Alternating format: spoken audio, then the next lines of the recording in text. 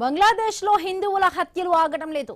మరొక హిందూ యువకుడిని కొట్టి చంపారు దుండగులు. ఆటో డ్రైవర్గా పనిచేస్తున్న సమీర్ కుమార్ దాస్ ను పథకం ప్రకారం హత్య చేశారు.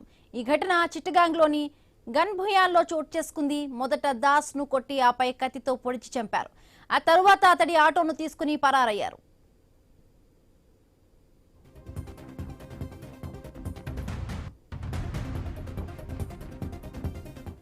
ఆటో నడుపుతూ జీవనం సాగిస్తున్నాడు సమీర్ కుమార్.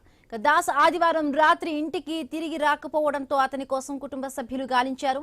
ప్రయోజనం లేకపోవడంతో పోలీసులకు ఫిర్యాదు చేశారు. ఈ క్రమంలో కరీంపూర్ సమీపంలోని ఓ హాస్పిటల్ వెలుపల రక్తపు మడుగులో ఉన్న దాస్ మృతదేహాన్ని గుర్తించారు. దేశవ్యాప్తంగా మైనారిటీలపై దాడులు పెరుగుతూ ఉన్నాయి. దీనిపై ఆందోళనలు వ్యక్తమవుతున్నాయి. మైమన్ సింగ్ నగరంలోని దీపు చంద్రదాస్ హత్యతో మొదలైన ఈ మారణ కాండకు అడ్డుకట్టపడడం లేదు. గడిచిన 40 రోజుల్లో 10 మందికి పైగా హిందువుల హత్యలకు గురయ్యారు. ఫిబ్రవరిలో బంగ్లాదేశ్ సార్వత్రిక ఎన్నికలు జరగబోతున్న తరుణంలో మైనారిటీలపై హింసాత్మక దాడులు ఎక్కువయ్యాయి.